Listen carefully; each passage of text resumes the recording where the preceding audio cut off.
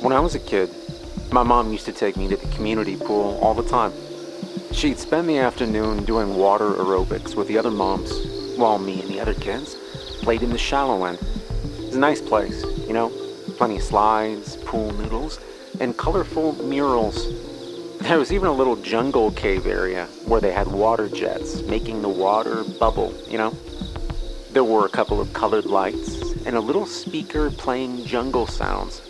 Parrots, elephants, tigers.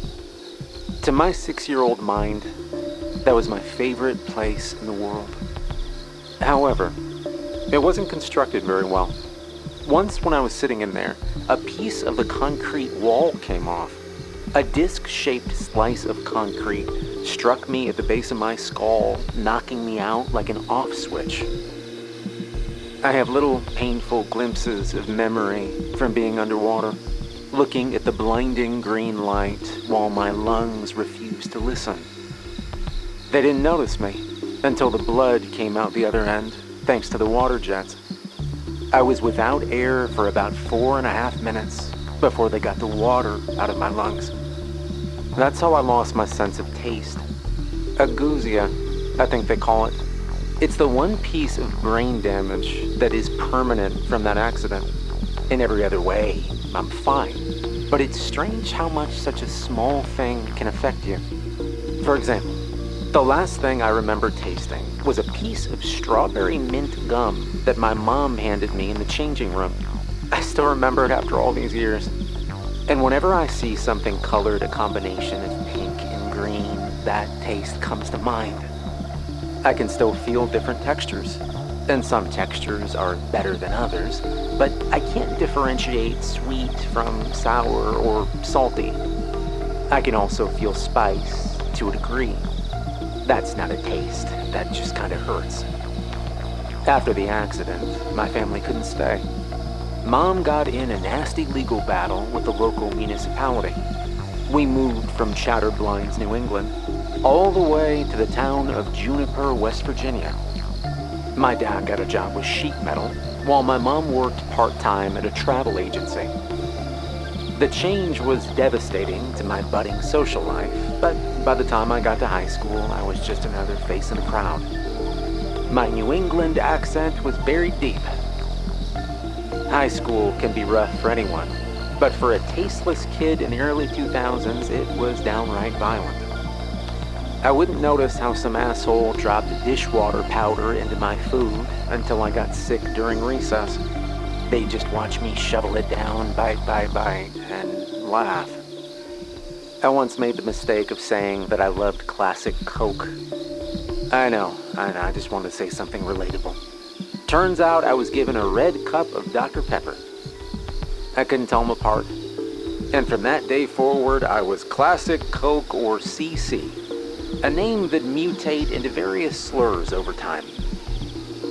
I want to tell you about my last year of high school. It was early autumn. We'd all been ordered to the indoor pool, where we'd be spending our next 3 PE sessions doing CPR training and swimming exercises. I was banking hard on being allowed to skip it, not only because I didn't want my classmates to see me in my swim trunks, but because I'm not very fond of water.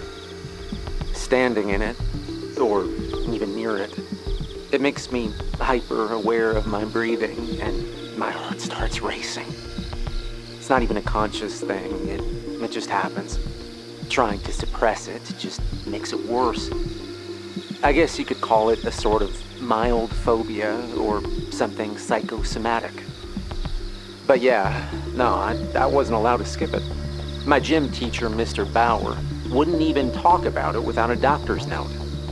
Appealing to his kinder nature was not going to get me anywhere. And since I hadn't brought my own swim gear, I had to use loaners. Not only were they way too big for me, but they'd been lying in a box for at least a couple of years, I think. How the hell does fabric get crusty? Anyway, our first session was predictably awful. I stepped out in my cherry purple loaner trunks that reached way past my knees. We started out with a couple of CPR exercises on a training dummy. I was selected to go first, since I couldn't taste the plastic anyway. It was a different time. After that, there were swimming exercises. While my classmates finished their exercise in the deep end as intended, I just couldn't do it. I had to stick to the shallow end with the kid stuff. There was even one of those big-mouth Billy Bass toys that got triggered every time I swam past. Every time that jingle started playing, it got a big laugh out of someone. "Take me to the river," the mechanical fish would sing. "Drop me in the water." I asked Mr. Bauer to move it, but he just urged me to finish without making such a fuss. Yeah, the second session was even worse. I was forced to swim in the deep end, and I had some kind of panic attack. I remember this intense sensation of the air not being enough, and my lungs feeling like they just couldn't fill. I yelled for help. Mr. Bauer had to drag me to the shallow end, where I clung to him like a scared cat. I couldn't look at my classmates after that. They, however, invented a couple new nicknames. CC, as it turns out, rhymes with both PP and wee wee. Some kind person suggested that I probably was so scared that I pissed myself. I didn't, for the record, but that didn't stop them from suggesting that I did. Needless to say, there was no way in hell I'd ever go to that third session. The morning of the third session, I chugged some dish soap and I threw up in the bathroom. I couldn't taste it anyway. Might as well have been orange juice. My mom called me in sick, and I got to spend the day at home. I think she figured out I was faking it, but maybe she realized that if I was ready to drink dish soap to get out of something, it must be really bad. Either way, I had a great day. I watched movies, listened to music, and I caught up on my comic books. The kind of thing you save for a rainy day. When I got back to class the next day, I was told I had to finish the mandatory third session at a later date. But by the grace of God, the pool was shut down before I got the chance. Turns out, there was some kind of groundwater leak thanks to a small geological event. The water was tested positive for parasites. Nothing serious, but something you shouldn't be swimming in. Might get bug bites. Now this is where things started to take a strange turn. A few of my classmates were taken in by the police for breaking into the pool area at night. No one really thought too much about it, since just kids being kids, but I could see something was up. They weren't looking for a place to party. They had the Masterson's house for that. One of the rich kids whose dad was out of town 6 days a week. So, I started paying attention to the whispers in the halls. There was nothing outright wrong, but I'd pick up little bits and bobs that hinted at something going down. There were these two kids in the basketball team that I picked up a couple of whispers from outside the gym. "You gonna see her?" one of them whispered. "Yeah, first chance I get," he laughed back. "I can't wait. They're gonna be watching the place." Just people going in and out," another responded. "They won't notice if we go in by day and stay the night." My classmates started to behave. This might not seem like such a big deal, but they were paying attention in class, answering questions, and then retreating to the dark corners of the school to plot and whisper. Something was clearly up, but I wasn't in a clique close enough to the action. Still, it had me worried. The most obvious proof of this came to me during a math class. As Miss Levinson walked us through a couple of handy techniques, one of my classmates suddenly stood up. Everyone turned to him. "Is there a problem, Ron?" Miss Levinson asked. "Do you mind?" He just looked at her and raised his hand as if he was about to ask for permission. And then he made this awful noise and threw up all over the floor. The others looked at him with disgust, but it wasn't disgust about what he'd done. It looked like they'd been offended. I overheard one of the girls from the yearbook club whisper to her friend, "Okay, he's out. she said. She doesn't want him. There were other signs too. Some of the core cliques were reaching out to new people, even sophomores and freshmen. People were getting invited to hang out, and more of them were being suckered into something I couldn't quite put my finger on. It was related to the pool area. Whatever it was going down there, that much was clear. The final nail in the coffin for me was in the locker room ahead of basketball practice. One of the guys, Morris, took out what looked like a metal snuff box. It was full of this dark purple-like powder. He licked his thumb, dipped it, and ran it across his tongue. One of his buddies turned to him, astonished. They spoke in low voices. "That shit works. Yeah, it's like I can hear her, man. It's like she's there." I wanted to ask him about it, but I couldn't bring myself to do it. If they wanted me in on it, they'd have reached out to me already. I'd see them bring these strange things to put in their lockers. One guy brought a bag of fertilizer. Another had a couple sleeping bags. Some of the girls brought frogs from a nearby pond. And flowers. A lot of flowers. Tulips, petunias, violets. Even some novelty blue sunflowers from the train station gift shop. They'd stuff away entire bouquets into their lockers, and the next day, they'd be gone. They were bringing things in, but nothing was going out. So where was it going? I wanted to check the pool out for myself, but I didn't get the chance. Teachers were keeping an eye on the place during the day, and there were cops going by at night. So while students were clearly getting in, somehow, I was not in the loop. This all happened really fast, a couple of weeks at most. Some people had changed rather radically. For example, there was this guy named Everett. He'd been an absolute pain in the ass for people in his class, and all of a sudden, he was a model student. He even addressed his teachers as sir and ma'am. It got to the point where people suspected trouble at home, but there was nothing of the sort. He'd just changed. And while others weren't sure as to how or why, I had a sneaking suspicion that it had to do with that closed-off pool. There were too many things congregating in that one area for it to be a coincidence. And I knew for a fact that Everett was one of the people that'd been invited early on. So finally, I bit the bullet. Once after class, I walked up to some of the more sympathetic girls in the yearbook class. They looked at me like I was an alien. Hey, I said, any of you going to the pool? It's closed, they replied. Don't you know that? Yeah, but I looked around, making sure no one overheard us. I know some people go there anyway. You do that, right? Why do you even want to go? Aren't you, like, scared of water? No, I just want to see what's up, you know. Everyone's going, right? I asked.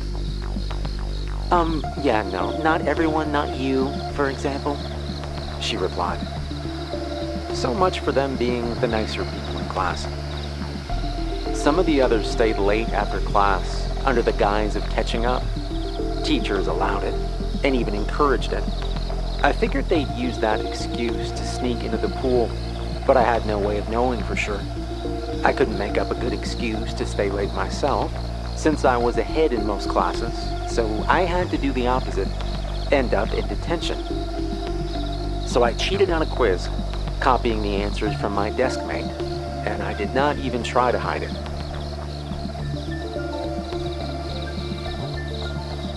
School looks different in the dark. Eerie.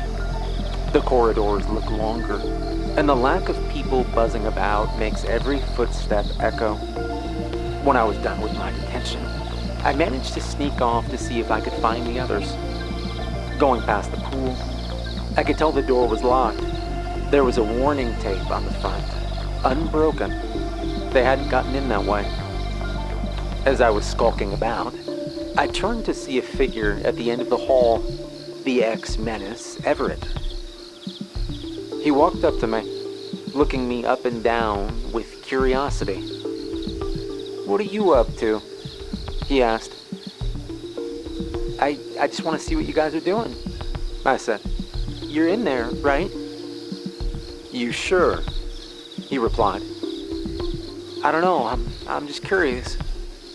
"Yeah, I get that, but you gotta be sure," he insisted. "Once you're in, you're in." "Well, how can I be sure if I don't?" "I'm asking you, CC," he interrupted. "If you're sure." "You don't sound very sure to me." We just looked at one another for a while. He was taking this seriously and was asking me to do the same. I obliged. "Yeah," I nodded. "I'm sure." He took me to the janitor's closet and onward through a floor hatch. There was an old maintenance hall that handled the water flow from most of the school, and the pipes ran back out through the pool area. The space was so thin, I had to walk sideways to get through, but at the end of it was this locker-sized door that led straight into the pool area. Stepping out, didn't know what to say. The plastic cover of the pool was gone, leaving the water open. They'd covered most of the bottom of the pool in dirt, and there were flowers littered all over the water. The water itself had taken on a sort of purple tint. There were electric lanterns lining the edge of the pool, and about 24 students chatting, swimming, and playing. Everett grabbed my arm. The others looked up at me, some curious, most of them confused.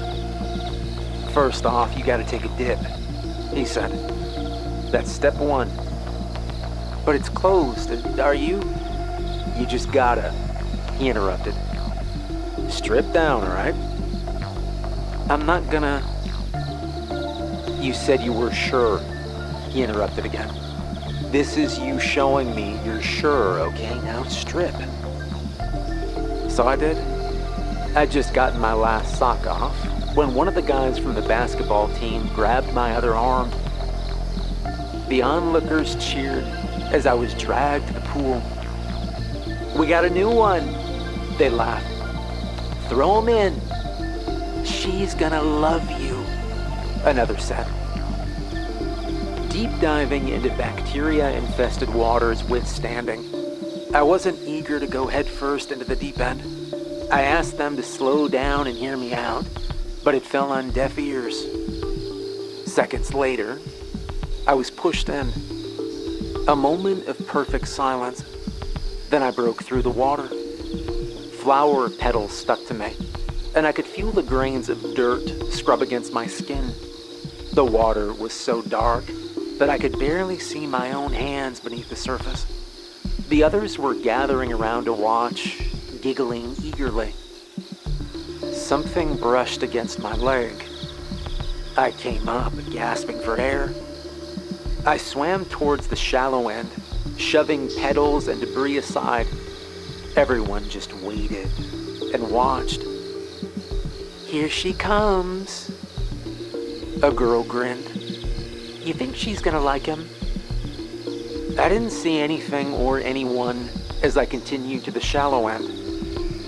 The moment my feet touched the dirt, there was a sound, a strange mechanical sound. Looking up, I noticed the big-mouthed billy bass fish swinging its tail back and forth at the end of the pool. Something had triggered it. There was movement, something dredging up grime. Bubbles popped, and there was a splash somewhere behind me. As I turned around, I could see ripples in the water. I could feel the waves move as something pushed its way forward. My heart raced as I looked up at the smiling faces. What the hell are they happy about? What is this? And then something grabbed my leg. It was so unexpected. I barely had the time to gulp for air as something pulled me beneath the water. I only caught a glimpse of it. A long, worm-like body moving out of view. Every segment as thick as my arm and as wide as my torso. I burst through the surface and beelined for the edge of the pool, but they weren't letting me out. "I told you he couldn't do it," someone said. "He's gonna screw it all up. Kick him back. He needs to stay in longer," someone else said. "What's wrong with him?" The kids kicked at me, pushing me back down. No matter where I looked, there was someone there to fight me. I could feel hands. A worm-like body brushed against my back as it squirmed past me. Then it grabbed my feet and pulled me under again. It had been swimming around me, clearing out the grime of the water. It pulled me to the bottom of the pool, making my ears pop. This thing, it was at least 25 to 30 feet long. It had a slight purple color, which seemed to affect the water around it as it moved. It had bent itself in a sort of C shape, where the bottom half had me grabbed and the top half faced me. It had no head. I was staring into an open neck, like the mouth of a lamprey, vibrating beak-like teeth in perfect formation, undulating back and forth with each passing heartbeat. Randomly spaced across its body were these thin twig-like arms, ending with 3 webbed fingers. These were what grabbed me. I couldn't breathe. I couldn't think. Every bone in my body wanted to fight my way out. I was convinced these people had thrown me in to be eaten, a sacrifice to whatever the hell this was supposed to be. Was this her? The one they'd been referring to? It had to be. There were vibrations coming from it. I could feel them. But the more I listened, I slowly came to realize that it wasn't just vibrations. They were sounds. A voice? I clawed my way to the surface, kicking and screaming. It let me go. I breached the surface, screaming for help, crying, begging for it. And again, everyone just laughed. Some seemed genuinely confused. I waded towards the shallow end, watching the segmented body wriggle just under the surface. The others gathered around the edges of the pool, ready to kick me back in. Turning back towards the thing, it suddenly rose out of the water like an angered cobra, closing in at alarming speed. It came up to me, face to face. "Damn," someone muttered. "You just can't, you know? It's gorgeous." Not even one of them reacted as I thought they would. They were praising it, complimenting it, speaking about it like it was the most beautiful thing in the world. The guys were drooling, and the girls were awestruck. They all gathered around to see what I'd do. It closed in on me. 6 little twig-like hands touched my arms, then my chest, feeling my pounding heart. Carefully, it descended under the surface again. This time, it gently pushed on my head, just enough for my ears to go under the water, while keeping my mouth above the surface so I could breathe. It was speaking. I could hear it in the vibrations. "Listen," it said. Listen, please.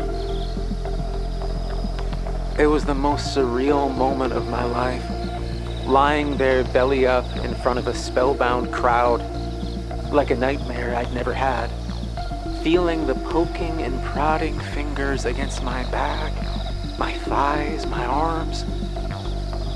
You don't see me. It asked. Yes, I see you, I replied. You see other me, not me. The segmented body bumped against me as it moved under, then beyond. The vibrations were clear, but a little more distant. You're not affected. It continued. You are faulty. I don't understand, I said. I can't live on your tongue. It vibrated. I can't help you. I lay there for at least 10 minutes, just feeling the vibrations. The others relaxed. Some even jumped in with me, seemingly unafraid. There was no word for this thing. It was just her. It didn't want a name. It didn't need one. She was frustrated. She seemed to have a strange effect on the others that just didn't work on me. I didn't understand why, and it didn't either. That is, until I explained my lack of taste. See, a human tongue has thousands of taste receptors, allowing us to translate complex sensations for our minds to register. Apparently, this is the way she could affect others, by having them taste her. I was told a story. There was a cave with hundreds of kin. In the dark, all you could use to find and discern others was taste and vibration, which was all it could utilize. Then, there'd been pressure coming from beneath, a breach pressing dozens of kin to strange, lonely waters. There, she had looked for others, only to find herself sucked into a pipe. She'd been stuck in there for days, just wriggling around, listening to us, other living beings, learning and adapting. She managed to make her way into the pool, which had been closed by then. The water was bad, but not anywhere near what she was used to. Chlorine was common in her home. It wasn't until a couple of students broke in to swim that she realized the effect she could have on us. The substance she used to communicate with others of her kin was intoxicating to humans, making us experience a dreamlike high and more. But without taste, I couldn't translate that sensation. All I could do was listen. By the time I stood up, I looked to the others around the pool. They spoke in unison. She lives in us, they said. We listen. They stretched their arms out, ready to pull me in. I couldn't see her the way they did, but I was still a part of this. I was in on the secret. I was in the know with the others. And I'll be honest, it felt kind of good. Terrifying, yes, but kind of good.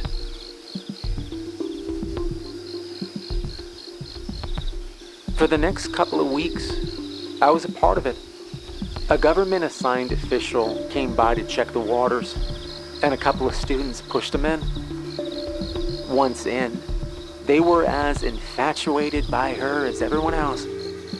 They were eager and willing to lie to keep the secret, shutting the pool down for the foreseeable future. I talked a lot about her with the others. To them, She was this gorgeous, otherworldly human woman, like a fairy tale siren or mermaid. They couldn't even put her in words. It was just this thing that she was. I tried explaining how I saw her, but they couldn't grasp the idea. In a way, I think they found it offensive. It was about a week before Christmas when I saw Ron coming down the corridor, the guy who'd stood up and vomited in class. I asked the girl from the yearbook club about him, seeing if she knew what this was about. "If you're not worthy, she hurts you," she said. "She kicks you out. That's how she does it." "By making you sick?" I asked. "No, by pushing out everything she's given you," she corrected. "It just looks nasty is all." It all started to make sense. The purple powder I'd seen the basketball players with was just from the pool water. Tasting it would give them a bit of a leftover high, like swimming with her. And swimming with her they did. I usually stayed out. But on nights when I came to see her, the others would flock into the water. The massive worm would wriggle between them, brushing against them as it went. People would laugh and play, hugging her and each other. It was like watching a human snake pit with that one thing moving between them. At first, I loved it. I loved being a part of something. But I wasn't. Not really. It started with Everett. I noticed lines, long, thin lines along his arms, like the segments of a worm. His gums were looking a bit purple, and his eyes were red. You could barely tell at a glance, but if you spent some time with him, it was obvious. I'd see it in the others. Someone had grown extra teeth. Another one had their nose shrunk. One of the girls had her fingers grow another 3 inches. Everett eventually stopped coming to class. He'd just sit by the pool all day. His hair had fallen out, along with his nails and teeth. He'd grown a new set and didn't need his old ones. They'd started to feed her, mostly fish, but she didn't shy away from raw meat either. She'd just suck it into her gullet. I'd watch the teeth chomp down in a circular motion, grinding the flesh to a mush for her to drink. There was a rumor going around. The remaining unaffected staff and students were all going to be dragged into the pool at once. There was going to be an uprising. It wasn't really talked about. It was just sort of felt by those involved. A collective, subliminal thought. Not me, though. I was assumed compliant for now. Some brought zip ties and ropes. Others brought knives and tasers, duct tape, plastic bags, power tools. It would be violent. But she was tired of waiting in the dark.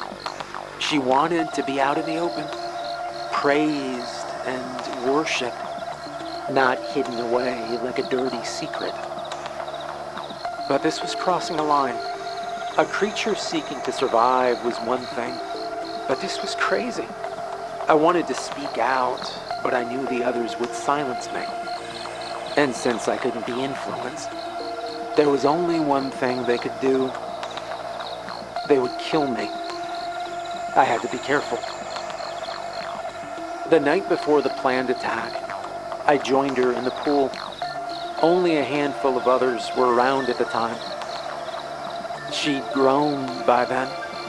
Each segment almost twice as thick as when I'd first seen her, with skin like rubber. I waded out, feeling the water reach my stomach. You don't agree. She vibrated. I don't. I admitted. I don't want anyone getting hurt. They are improving. She responded. We are improving. We improve differently, I explained. You're hurting them. There was a brief pause. From every nook and cranny of the room, I saw the other students emerge. Had they been waiting to ambush me? Their eyes looked different, brighter. Your wish differs from mine. She explained. We are different. That's not a bad thing, I said. That's how we... Enemy. She said. There were screams then. Anger. Someone grabbing a hammer. Another grabbing a saw. A young girl tearing out chunks of her hair, crying with rage. Everett, at the far end of the room, kept slamming his hand against his chest like a gorilla. Enemy.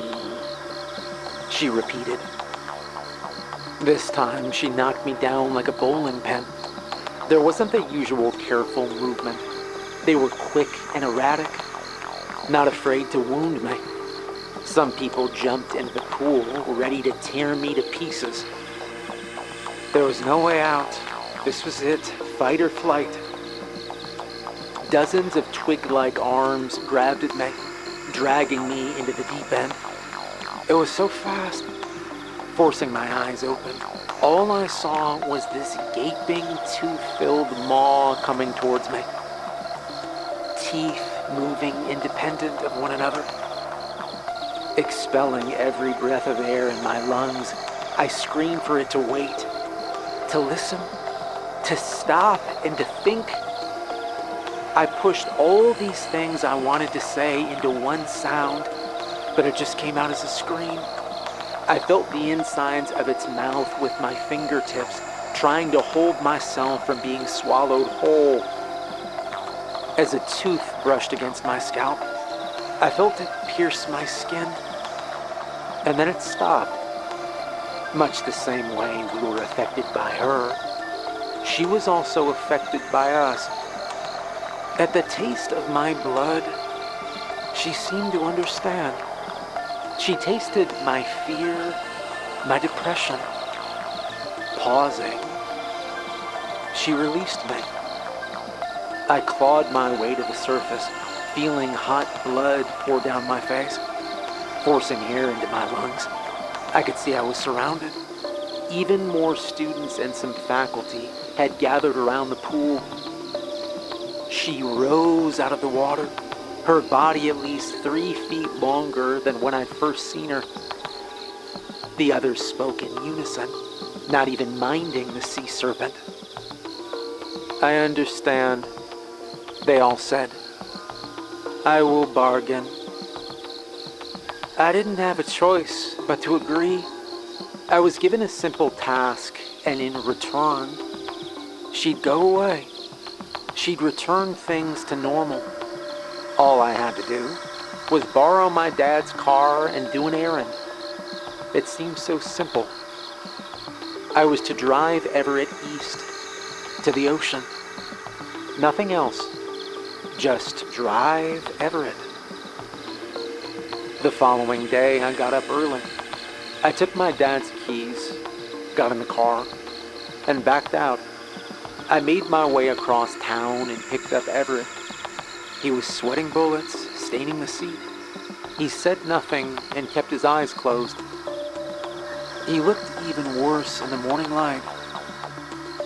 We made our way to Delaware through Sharpsburg and down to Chesapeake Bay. Everett didn't say a word. By late afternoon, we stepped out on the cold winter beach. Everett took a moment to sit down. I joined him. Neither of us seemed to know what was going to happen next. He shuddered and whimpered, shaking his head. He was scared, I could tell. Then, by the snap of a finger, he turned silent.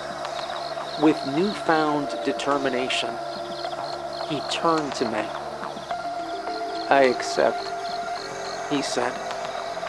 "Our bargain ends." He pushed his hand against my chest, much like she had done in the pool. He felt my heart.